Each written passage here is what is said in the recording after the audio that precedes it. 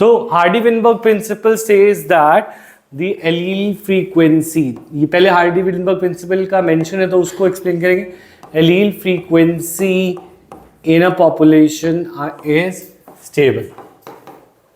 In a population is stable, यानी अगर किसी पॉपुलेशन की बात करें तो उस पॉपुलेशन में एलील्स के अंदर जो एलील की चेंजेस, यानी कि कैपिटल ए स्मॉल ए, जैसे for example capital T small T, तो तुम जानते हो ये एलील्स होती है, येस और नो. कैपिटल टी और स्मॉल टी एलील है. तो एक पॉपुलेशन में कैपिटल टी जितना परसेंट है, स्मॉल टी जितना परसेंट है, ये 25% है, ये 75% है. ठीक है, तो इसका फ्रीक्वेंसी कितनी है 0.25, इसकी फ्रीक्वेंसी कितनी हुई 0.75. तो ये जो फ्रीक्वेंसी है ये स्टेबल रहेगी. ये क्या रहेगी? स्टेबल. और ये फ्रीक्वेंसी कब तक स्टेबल रहती है? जब तक इक्विलिब्रियम रहता है. And is constant. स्टेबल के साथ साथ ये वैल्यू क्या रहेगी? Constant. And is constant from generation to generation. Constant from generation to generation. Generation to generation ये फ्रीक्वेंसी क्या रहेगी? Constant. The gene pool and their allele frequencies remain constant. एक और लाइन इसके बाद है, नेक्स्ट लाइन क्या कहती है? Gene pool. जीन पूल माने जितनी भी जीन्स हैं, कैपिटल टी स्मॉल टी को छोड़ के एक्स और स्मॉल एक्स वाई भी होता. जीन पूल एंड जीन की frequency also remains constant. This is called genetic equilibrium. gene pool and gene frequencies remain constant. So point is this, remains constant. This is also known as genetic equilibrium. इसे क्या बोलते हैं? Genetic equilibrium. ये सब चीजें लिखने की जरूरत थी या नहीं? 3 नंबर का क्वेश्चन था, तो ऊपर वाला 1 नंबर और नीचे वाला 2 नंबर का होगा या उल्टा होगा. तो दिस इज जेनेटिक इक्विलिब्रियम. तो इसके अंदर हमें मेन जो पॉइंट समझाना है वो कि ये एक्सप्रेशन कहाँ से आया, उस पर आए. तो अगर हम बात करें कि सपोज कैपिटल टी की फ्रीक्वेंसी है स्मॉल पी, क्या है? और स्मॉल टी की फ्रीक्वेंसी है क्यू, स्मॉल क्यू, क्या है? Small Q. तो कैपिटल टी आने की फ्रीक्वेंसी मल्टीप्लाई हो जाएगी, तो वो पी इंटू पी हो जाएगी. क्या हो जाएगी? P into P. क्योंकि 0.25 चांस था ये आए, 0.25 चांस था ये आए, तो टोटल चांस कितना? 0.25 इंटू 0.25. ठीक है, वैसे कैपिटल टी का ज़्यादा वो डोमिनेंट है. Anyways capital T. अच्छा, उसके अलावा अगर मैं बात करूँ स्मॉल टी, इसकी फ्रीक्वेंसी कितनी होगी? Q into Q. और अगर मैं जानता हूँ कि कैपिटल टी और स्मॉल टी आने के 2 कॉम्बिनेशन है, एक ये और एक ये, है ना? तो इन दोनों की फ्रीक्वेंसी कितनी होगी? इसकी P थी, इसकी Q, इसकी Q, इसकी P. अगर मैं इन सबको ऐड करूं तो ये बन गया P², ये क्या बन गया? और ये क्या बन गया? और ये बन गया 2PQ. तो जो भी टोटल कॉम्बिनेशंस बन सकते हैं इन अ पॉपुलेशन वो यही 4 है. ठीक है, इसको हमने 2 बार क्यों लिया? क्योंकि हो सकता है एक बार मदर से कैपिटल टी आया हो, फादर से स्मॉल टी आया हो, तो ये 2 टाइम में आ सकता है. इसके 2 केसेस हैं, क्योंकि ये अगर एक बार आ सकते हैं तो ये 2 बार आने के चांसेस हैं इसके, है ना? क्योंकि दोनों से आ सकता है, ये कॉम्बिनेशन बन सकता है. तो P² plus Q² plus 2PQ. तो ये फॉर्मूला किसका बना? P प्लस Q का. किसका बना? का होल स्क्वायर. ये क्वाड्रेटिक इक्वेशन बन गई. और हमें यहाँ पे बोला था एलील फ्रीक्वेंसी, यानी एलील की फ्रीक्वेंसी कांस्टेंट है, और जीन पूल कांस्टेंट होने की वजह से हमें ये भी दिया हुआ है हार्डी-विनबर्ग प्रिंसिपल में P plus Q equal to 1 होता है. यानी कि क्योंकि सिर्फ 2 ही एलील्स हैं इस पॉपुलेशन में, एक कैपिटल टी एक स्मॉल टी. अगर तो तीसरा भी होता तो तीनों की फ्रीक्वेंसी मिला के 1 होता, पर अभी 2 ही हैं, तो इन दोनों की फ्रीक्वेंसी मिला के कितना आएगा? 1. तो P प्लस Q जितना भी होगा दैट विल बी 1. ये 0.25 है, ये 0.75 होगा, टोटल क्या होगा? 1. तो ये we know from genetic equilibrium P plus Q is 1. तो can I put it as 1 का स्क्वायर इज इक्वल टू 1. तो हेंस प्रूव्ड. तो इसको तुम ऐसे लिखना, इनकी ये कॉम्बिनेशंस है, ये क्या है? जीन, जेनेटिक कॉम्पोजिशंस, और ये उनकी फ्रीक्वेंसीज हैं, ये उनकी क्या है? ठीक है, तो फ्रीक्वेंसीज और जीन्स ये दोनों कांस्टेंट रहती हैं, और वो टोटल इनका क्या नंबर रहता है 1, p प्लस क्यू की वैल्यू क्या रहती है 1।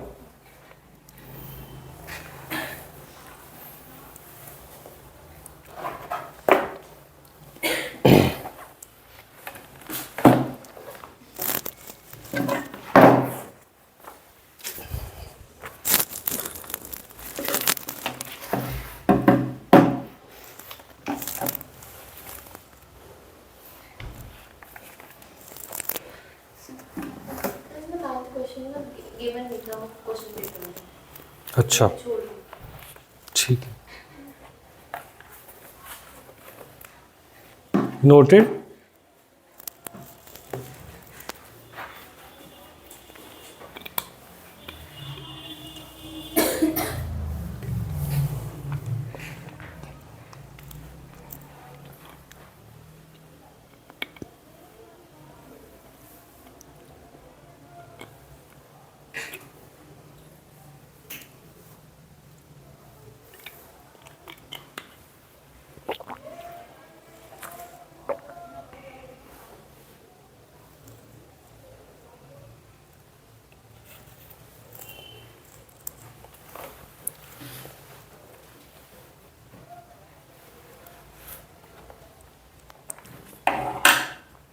सब जो एक्स्ट्रा पॉइंट बना रही है, कहाँ से बना रही है तू? एक्स्ट्रा ये कहाँ से बना रही है? इसी में से देख के बना। ये कहाँ है? ये वाला तो मैम ने लिखवा दिया। और ये वाले भी नहीं है? हाँ मैं बताना। तो मैम के नोट सब बंद कर दे, फॉलो करना, क्योंकि हाँ वैसे बता रहा हूँ, सिर्फ एनसीईआरटी पे फोकस कर, कोई स्कूल के नोट्स कोई भी फॉलो मत करना, ना मेरे कोई स्पेशल नोट्स फॉलो करना, सिर्फ एनसीईआरटी की लैंग्वेज है ना, एज इट इज़। क्योंकि स्कूल के नोट्स अच्छा लगता है, स्कूल के टीचर अच्छे नंबर देती है, पर वो बोर्ड में नहीं बैठती। हाँ बोर्ड को वही चाहिए होता है, तो अपने बिल्कुल बोर्ड के टर्म्स में याद रखें। ठीक है चलो बढ़े आगे पे, मतलब बोर्ड में मत लिखियो, मैं ये कह रहा हूँ। हाँ नेक्स्ट, तो नेक्स्ट पे आए। नेक्स्ट क्वेश्चन था list 2 factors which any 2 factors which can disturb genetic equilibrium। तो genetic equilibrium है क्या? What is genetic equilibrium?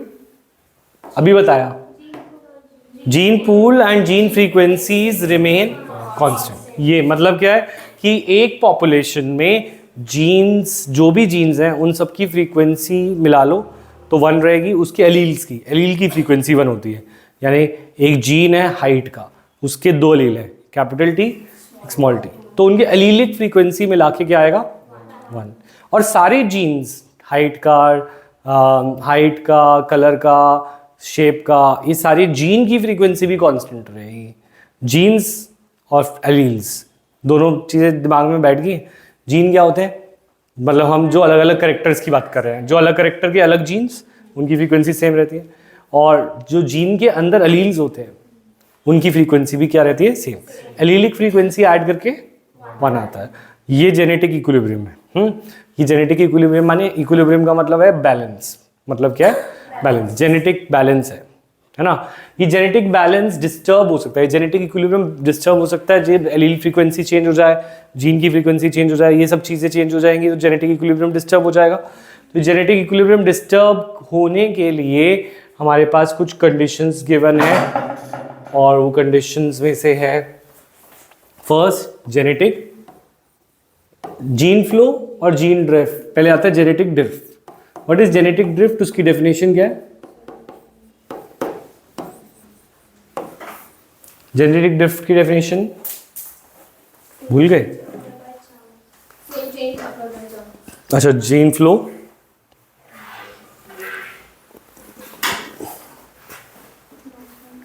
Evolution.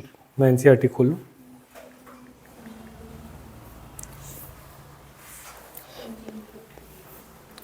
देखो ये हमें पता है कि पॉपुलेशंस है हमारे पास। एक ये है माउंटेन, ये माउंटेन 1 है और ये माउंटेन 2 है। इनके बीच में रिवर जा रही है, इसके बीच में क्या जा रही है? रिवर। तो यहाँ पे रिवर से ये दोनों सेपरेटेड है, ये दोनों माउंटेन्स, ठीक है। तो यहाँ पे जो पॉपुलेशन रहती है वो इसके कांटेक्ट में नहीं आती और ये दोनों इधर उधर नहीं जा पाते। बाई चांस ऐसा हुआ कि रिवर के बीच में एक पेड़ गिर गया, एक पेड़ गिर गया, पत्थर आ गया और एक रास्ता बन गया बाई चांस, ठीक है। और उसकी वजह से इधर के लोग उधर जा पा रहे हैं, उधर के लोग इधर जा पा रहे हैं। तो यहाँ पर जीन्स का फ्लो हो रहा है। क्या हो रहा है? जीन्स का फ्लो हो रहा है कि बार बार हो रहा है। और जेनेटिक फ्लो, जेनेटिक ड्रिफ्ट, ये सब चीज़ों से इस पॉपुलेशन, ये पॉपुलेशन माउंटेन 1 की थी और वो पॉपुलेशन माउंटेन 2 की थी, दोनों के जीन फ्रीक्वेंसीज चेंज होंगी या नहीं होंगी? होंगी। वैसे तो स्टेबल रहता था, बट इस केस में जीन फ्रीक्वेंसीज क्या हो जाएंगी? चेंज, क्योंकि कुछ नए लोग आ जाएंगे।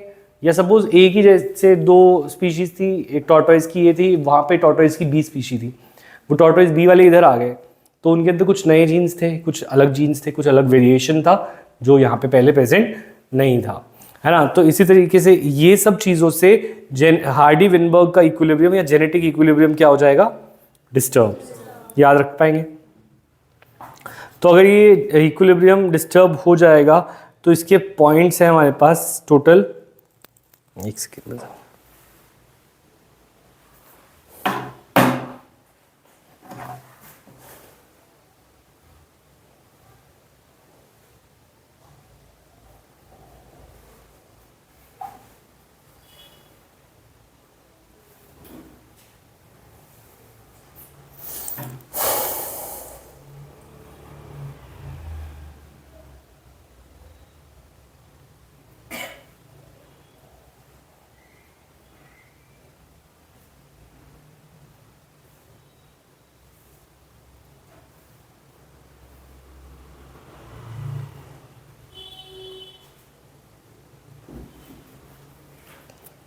फर्स्ट इज जीन माइग्रेशन, ठीक है।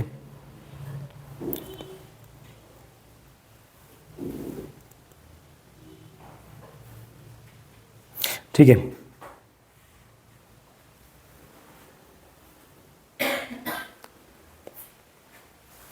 तो फर्स्ट इज जीन माइग्रेशन, उसको भी लिखते हैं पहले, है ना। तो gene migration,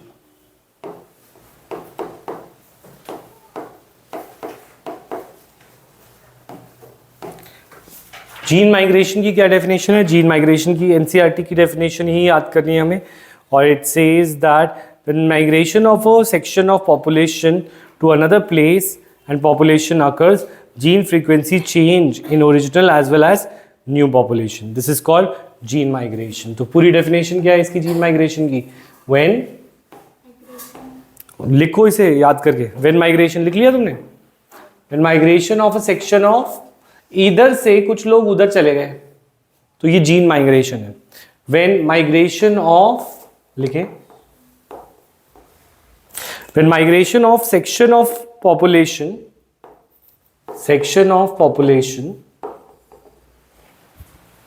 to another place and population occurs, section of population to another place or population occurs, to another place or population occurs,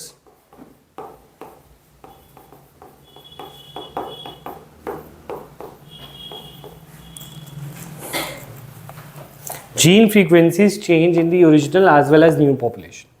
Gene frequencies change in original as well as new population. Original as well as new population.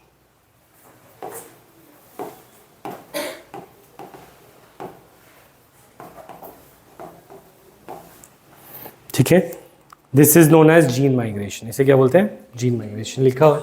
तो gene, अब genetic drift क्या है और gene flow क्या है? तो gene flow अगर हम बात करें तो gene flow is when gene migration occurs multiple time, it is called gene flow.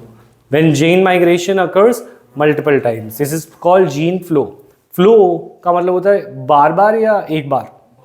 बार बार, बहुत सारा फ्लो हो रहा है, ठीक है। तो बहुत सारे लोग एक बार गया तो जीन माइग्रेशन, ठीक है, और बहुत सारे जाए जा रहे हैं तो ये क्या हो गया? Gene flow. ये समझ में आई? इससे जीन फ्रीक्वेंसी किसकी चेंज होती है? ओरिजिनल की, न्यू की, या दोनों की? दोनों की चेंज होती है। अच्छा, अगर ये बाई चांस हुआ, जैसे पेड़ गिर गया या कुछ बाई चांस रास्ता बन गया, तो अगर ये सब बाई चांस हुआ, this is known as gene drift, ये बोलते हैं, इसे क्या बोलते हैं, जेनेटिक ड्रिफ्ट। तो if it occurs by chance, अगर मल्टीपल टाइम्स तो जीन फ्लो, मल्टीपल टाइम्स हो जीन माइग्रेशन तो जीन फ्लो, और अकर्स बाय चांस तो then this is known as genetic drift. याद रखेंगे। नेक्स्ट, उसके अलावा दो और रीजंस हैं, दो और इसके अंदर रीजंस है for change in genetic equilibrium. This is third is recombination, but recombination की डेफिनेशन हमें चैप्टर 5 से लानी पड़ेगी। रिकॉम्बिनेशन की क्या डेफिनेशन है? रिकॉम्बिनेशन इज न्यू कैरेक्टर्स का बनना, उसे रिकॉम्बिनेशंस बोलते थे। जब हमने वो पढ़ा था लिंकेज एंड रिकॉम्बिनेशन, तो लिंकेज क्या था? पेरेंटल कैरेक्टर्स ज़्यादा होते हैं, पेरेंटल फैक्टर्स ज़्यादा होते हैं। और व्हाट इज रिकॉम्बिनेशन? डेफिनेशन दी, निकालो। लिंकेज एंड रिकॉम्बिनेशन में मिलेगी। तो रिकॉम्बिनेशन इज जनरेशन ऑफ, ये चैप्टर 5 में मिलेगी हमें, generation of non parental gene combinations. Gene के कॉम्बिनेशन ऐसे बने जो पेरेंट में नहीं थे, क्योंकि दो डिफरेंट पेरेंट से जीन्स आए और वो एक नया बन गया, तो दिस इज कॉल्ड रिकॉम्बिनेशन। ठीक है, क्लियर है पॉइंट? रिकॉम्बिनेशन से भी जेनेटिक इक्विलिब्रियम में चेंजेस आते हैं। और लास्ट, रिकॉम्बिनेशन के बाद mutation. Mutation we already know, alteration in the gene, alteration in the DNA which leads to variation. ये हमें पता है, इसकी वजह से क्या होता है, पॉलीमॉर्फिज्म और वेरिएशन दोनों म्यूटेशन की वजह से होते हैं, राइट? ठीक है, तो ये चार चीज़ों में से तुम्हें कोई दो लिखने थे और उन दो को एक्सप्लेन करना था। ठीक है, मैं होता तो मैं जीन माइग्रेशन, जेनेटिक ड्रिफ्ट और जीन फ्लो लिखता, है ना? तो 2 या 3। नेक्स्ट, आगे बढ़े। अच्छा, तो 5 factors are known to affect Hardy-Weinberg equilibrium. Definition Hardy-Weinberg principle says that, अभी लिखा है, याद करो, सुनाओ। Question is explain founder effect, define founder effect, कुछ भी हो सकता है ना। तो एक्सप्लेन फाउंडर इफेक्ट, तो हमने एक पॉइंट पढ़ा है जीन माइग्रेशन, है ना। जीन माइग्रेशन क्या है? जैसे मैंने अभी बताया कि एक्सप्लेन फाउंडर इफेक्ट, पहले ये समझो कि 2 पहाड़ थे और 2 पहाड़ों के बीच में एक नदी थी। वो नदी को पार नहीं किया जा सकता था।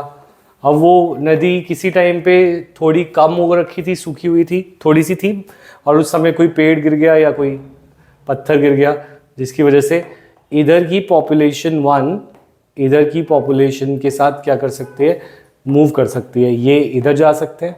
तो इसे बोलेंगे जीन माइग्रेशन। इसे क्या बोलेंगे? जीन माइग्रेशन से दोनों ओरिजिनल पॉपुलेशन और द न्यू पॉपुलेशन दोनों की फ्रीक्वेंसीज में चेंज आता है। अब पॉइंट इज दिस, ये अगर बार बार हो तो इसे क्या बोलते हैं? अगर बाई चांस हो तो genetic drift. Gene flow, gene genetic drift gene migration से लिंक है, और फाउंडर इफेक्ट भी जीन माइग्रेशन से ही लिंक्ड है। तो जीन माइग्रेशन यहाँ पे देखा है, sometimes the change in allele frequency is so different. अब पॉइंट इज दिस, अगर हम डेफिनेशन को समटाइम्स से शुरू करेंगे तो हमारे नंबर भी समटाइम्स ही मिलेंगे। तो हमें फुल टाइम नंबर लेने के लिए हमें इसकी डेफिनेशन को पूरा बनाना पड़ेगा। आधी डेफिनेशन एनसीईआरटी ने दी है, तो इसकी डेफिनेशन बनेगी यहाँ से। When migration of a section of population to another place and population occurs, sometimes the change in allele frequency is so different in the new population that they become a different species. The original drifted population becomes the founder and the effect is called the founder effect. वो कह रहे हैं पहले तो migration होना चाहिए, पहले यहाँ के लोग वहाँ पे पहुँच जाएं, पर यहाँ पे ये ग्रीन वाले लोग रहते थे जो वहाँ पहुँच गए, पर वहाँ पे तो रेड वाले लोग रहते थे। तो ये रेड वाले लोगों के सामने ग्रीन वाले लोग, यानी ग्रीन वाली कोई पॉपुलेशन, ये एक नया ही स्पीशी है, क्योंकि ये नए ऑर्गेनिजम्स हैं, ये वहाँ पे नहीं पाए जाते थे पहले। तो ये जो यहाँ से गए वहाँ पे पहुँचे, ये इस जगह पर फाउंडर बन गए। क्या बन गए?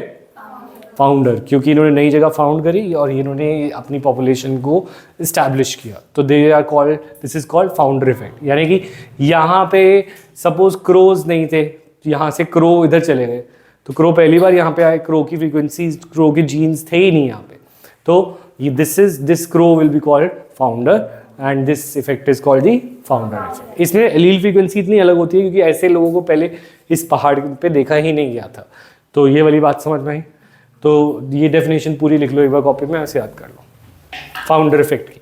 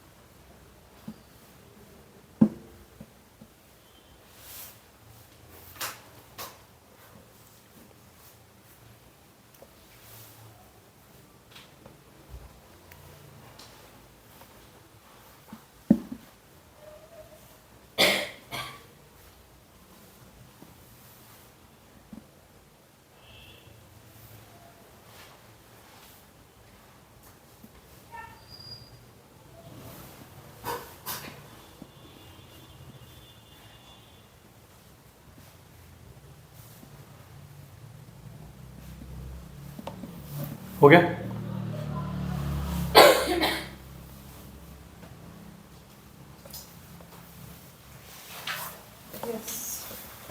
स्पीसिएशन को डिफाइन करो।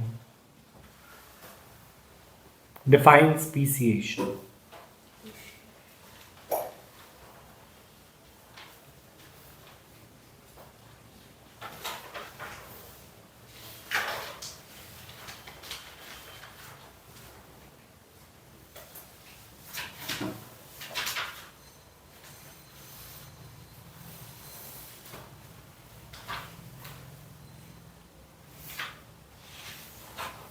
ऐसे भी लग रहा है ये एवोल्यूशन तुम पहली बार भी पढ़ रहे हो।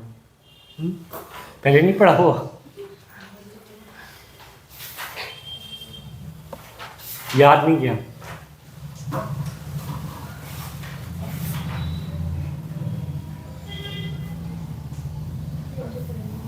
मॉड्यूल में सब ये चैप्टर अच्छे से दे रखा है, मॉड्यूल से कर लो अगर तुमसे ये यहाँ पे नहीं मिल रहा बुक से।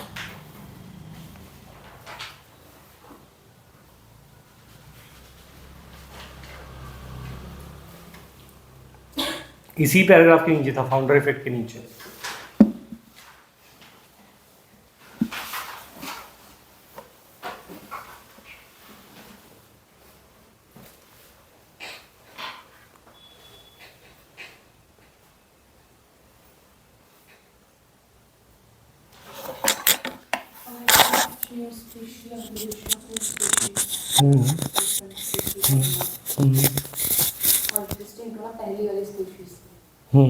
बट काम बुक की लैंग्वेज स्पीशीज में म्यूटेशन है जो नेचुरल सिलेक्शन हो गया था उनका, तो आने वाली जनरेशन का फिनोटाइप चेंज हो गया, उसको बोलते हैं स्पीशीज। पूरी डेफिनेशन यही है। ठीक है, तो स्पीसिएशन की डेफिनेशन ये रही। तो क्वेश्चन आ जाए डिफाइन या एक्सप्लेन स्पीसिएशन या डिफाइन स्पीसिएशन, न्यू स्पीशीज कैसे बनती हैं।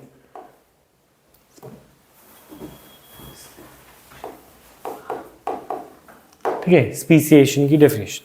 तो स्पीसिएशन की डेफिनेशन में लिखिए pre existing advantageous mutations when selected by nature will result in observation of new phenotypes over few generations. This तो हम बोलेंगे pre existing advantage, over few generations को इसके ऊपर डाल देंगे, ठीक है। तो हम बोलेंगे over few generations pre existing advantageous mutation when selected by nature will result in observation of new phenotypes, this is speciation, ठीक है। मतलब ये बहुत बार होना चाहिए, बहुत टाइम तक होना चाहिए, तब जाके ये होगा। तो इसकी डेफिनेशन पूरी लिख लो जल्दी से, ओवर फ्यू जनरेशंस, मतलब ऐसा बहुत जनरेशंस तक होना चाहिए। क्या होना चाहिए? प्री एग्जिस्टिंग एडवांटेजेस जो होने चाहिए, मतलब किसी एक स्पीशी में कोई एडवांटेज आ गया, जैसे जिराफ, पहले जिराफ्स नहीं थे, जिराफ्स पहले कोई और एनिमल थे, ठीक है, उनमें से कोई और एनिमल थे, उनके एंसेस्टर थे, जिराफ के एंसेस्टर रहे होंगे, उनकी गर्दन क्या थी? छोटी। तो उनमें से कुछ एंसेस्टर्स की एडवांटेजियस म्यूटेशन थी, वो थी लंबी गर्दन। वो लंबी गर्दन ओवर द जनरेशन नेचर से सिलेक्ट होती गई with the advantageous mutations selected by nature, which results in नए फिनोटाइप्स, नई गर्दन लंबी, नया फिनोटाइप आ गया। दिस लीड्स टू स्पीसिएशन या दिस इज स्पीसिएशन। तो ओवर फ्यू नई स्पीशी बन गई जिराफ की। Over few generations pre existing advantageous mutations when selected by nature माने नेचुरल सिलेक्शन की बात हो रही है। Selected by nature results in observation of new phenotypes. Observation of new phenotypes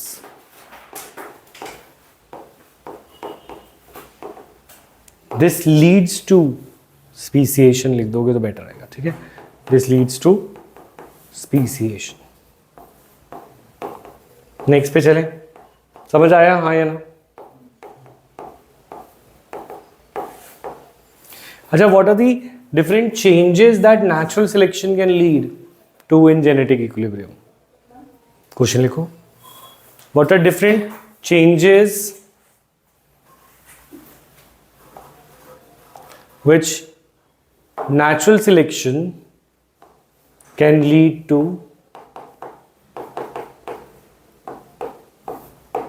what different changes can natural selection lead to in genetic equilibrium? Natural selection lead to in genetic equilibrium. तो क्या answer है इसका? Genetic equilibrium में natural selection क्या क्या changes ला सकता है, ठीक है।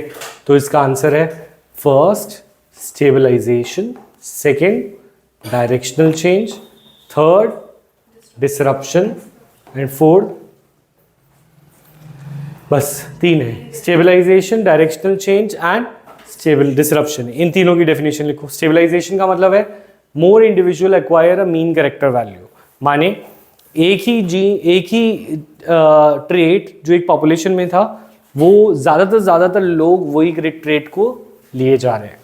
इट्स लाइक कि एक फैशन होता है ना, तो जैसे एक को देख के दूसरा करता है, वैसे ही जीन्स में भी हो रहा है कि एक ही जीन सब में आए जा रहा है नई पॉपुलेशन में।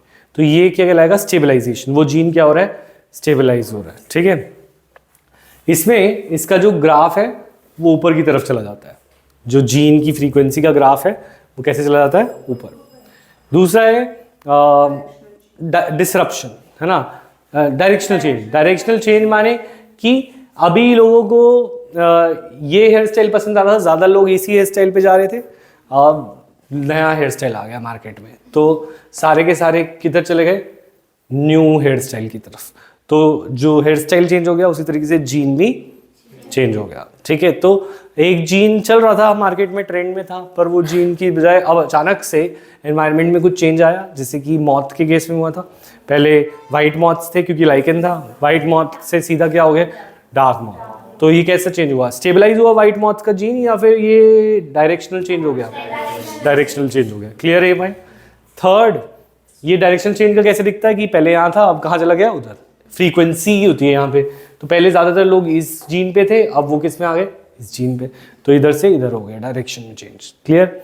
डिसरप्शन, डिसरप्शन इज कि अब ऐसा हुआ कि मार्केट में दो हेयर स्टाइल आ गए और दोनों के बढ़ गए लोग, और जो ओरिजिनल था वो कम हो गया।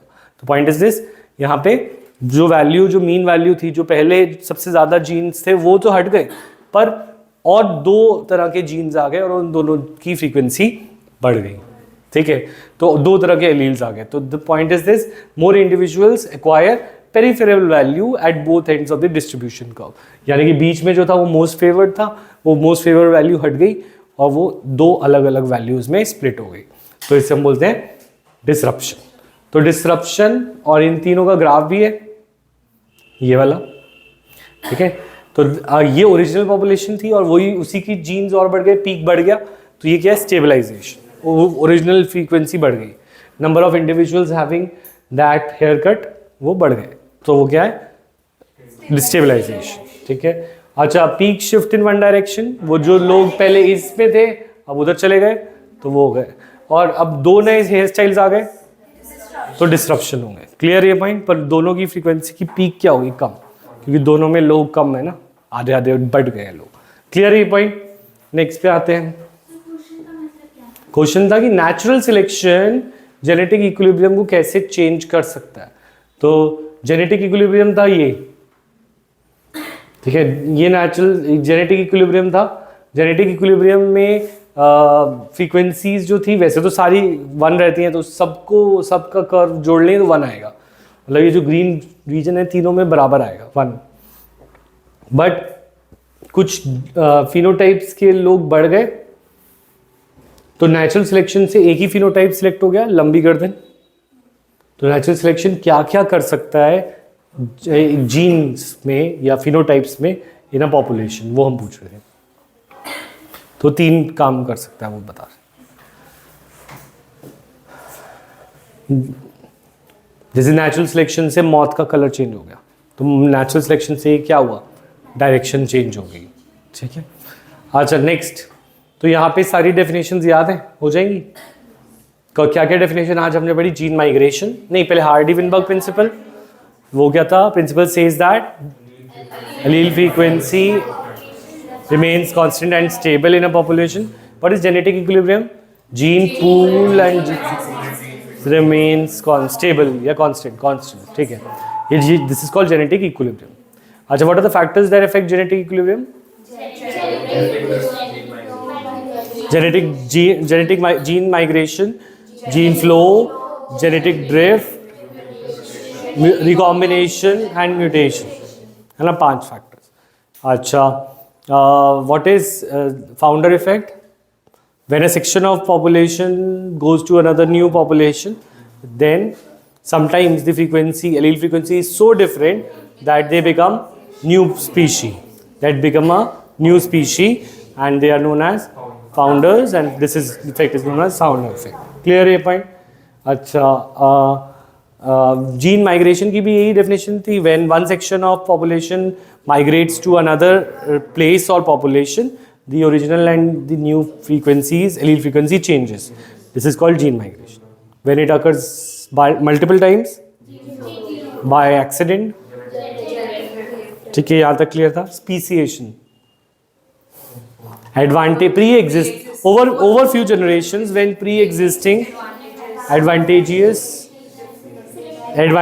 mutations are selected by nature, they leads to generation of new species, new phenotypes, and this results in speciation. ठीक है, याद आया? अच्छा ठीक है, मुझे याद आया, तुम्हें तो नहीं आया। अच्छा ठीक। तो natural selection can lead to acquiring peripheral values. ये क्या है? Acquiring more of the same mean value, stabilization. ठीक है, चलो ठीक है। अब सॉल्टेशन और वो भी कर लो फिर डिफरेंस। सॉल्टेशन और नेचुरल सिलेक्शन में क्या क्या डिफरेंस है? Differentiate between saltation and natural selection. तो हम बात करें natural selection was theory of, कि कौन से साइंटिस्ट ने दी थी? अरे नेचुरल सिलेक्शन किसने दिया था? डार्विन ने। और सॉल्टेशन ह्यूगो डे व्राइस। ठीक है, ये थ्योरी थी डार्विन की और ये थ्योरी थी ह्यूगो डे व्राइस की।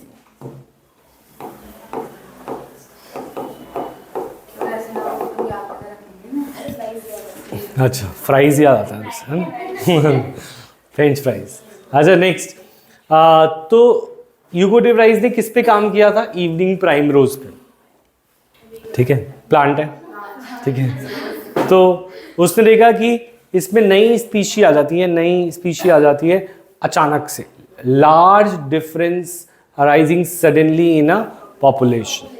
तो अचानक से ही नया कलर आ जाता है उनका। जब वो म्यूटेशन कर रहा था तो म्यूटेशन करते ही वो एक नया कलर का प्लांट बन गया। तो ये उसने बोला ये नई स्पीशी बन गया। तो ऐसे ही एक स्टेप में ही नई स्पीशी बन जाती होगी। जैसे फॉर एग्जांपल कल इंसान, एक नया इंसान पैदा हो जाए धरती पे और कल से उसकी जन स्पीशी अलग हो जाए और नए 2 तरह के इंसान हो जाए। ठीक है, तो पॉइंट इज दिस कि ये उसका कहना था। वैसे उसका कहना गलत नहीं है, बैक्टीरिया में ऐसे ही होता है। कोविड ओमाइक्रॉन से अचानक डेल्टा से ओमाइक्रॉन, डेल्टा से ये बन जाता है। तो वो छोटी छोटी ऑर्गेनिजम्स में ऐसा होता है। पॉइंट इज दिस, एक सिंगल स्टेप में they take a large mutation और इससे वो नई स्पीशी बन जाते हैं। ठीक है, जैसे डेल्टा, ओमाइक्रॉन और सिग्मा क्या क्या थे जो थे, है ना। तो पॉइंट इज दिस कि ये थ्योरी थी सिंगल स्टेप लार्ज म्यूटेशन। तो ये कहते हैं स्पीसिएशन होता है सिंगल स्टेप में एक लार्ज म्यूटेशन होने की वजह से। सिंगल स्टेप में लार्ज म्यूटेशन होने की वजह से स्पीसिएशन होता है। हाउएवर नेचुरल सिलेक्शन का कहना कुछ और था। नेचुरल सिलेक्शन का कहना था कि स्लोली, ग्रेजुअली आता है। एवोल्यूशन कैसे आता है?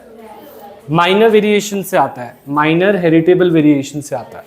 हाँ, तो ये माइनर, लार्ज म्यूटेशन से आता है, ये माइनर वेरिएशन से आता है जो कि हेरिटेबल हो।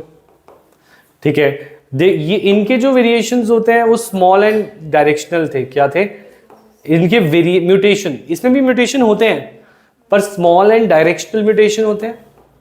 मतलब हर एक का वो कह रहा है कि कोई डायरेक्शन है। मतलब पॉइंट इज दिस, गर्दन लंबी हुई है तो एक डायरेक्शन में हुई है। क्यों? क्योंकि उससे फायदा हो रहा था। अच्छा, वो ब्लैक से वाइट से ब्लैक मौत हो गए क्योंकि उसका डायरेक्शन था। पर ह्यूगो डे व्राइस के अकॉर्डिंग कोई डायरेक्शन नहीं होती। अब जैसे सपोज एक फ्लावर पिंक में आता था, अब ग्रीन में आने लग गया, तो उसकी क्या डायरेक्शन है?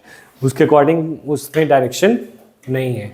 तो it is direction, random and directionless. ये रैंडमली आ गया कलर और कोई डायरेक्शन नहीं थी, क्योंकि ग्रीन से भी कोई फायदा नहीं था, ब्लू से भी कोई फायदा नहीं था, या पिंक से भी कोई फायदा नहीं था, पर फिर भी अलग अलग एक ही फ्लावर 3 कलर्स में आ जाते हैं। देखिए तुमने, है ना, जैसे वाइट रोज, ब्लैक रोज और रेड रोज। ठीक है, तो पॉइंट इज दिस, डार्विन, ठीक है, तो studies in population genetic later brought some clarities, but ये दोनों ही सही हैं अभी के लिए। तो ठीक है, तो ये दोनों के बीच में क्लियर है। डिफाइन करना सॉल्टेशन, तो single step large mutation leads to speciation भी बोला है कि नहीं बोला? कहाँ लिखा है? अच्छा, हाँ, कॉजेज स्पीसिएशन। ठीक है, evolution, single step large mutation causes speciation, this is called saltation. ठीक है, तो इसके अंदर कुछ 2-3 वर्ड्स और ऐड करने। तो ये सारी डेफिनेशंस हो जाएंगी याद आज ही। घर जाके दोबारा बोलनी है, दोबारा लिखनी है, ये तभी बैठेंगे दिमाग में। नेक्स्ट क्लास में सुनूंगा मैं।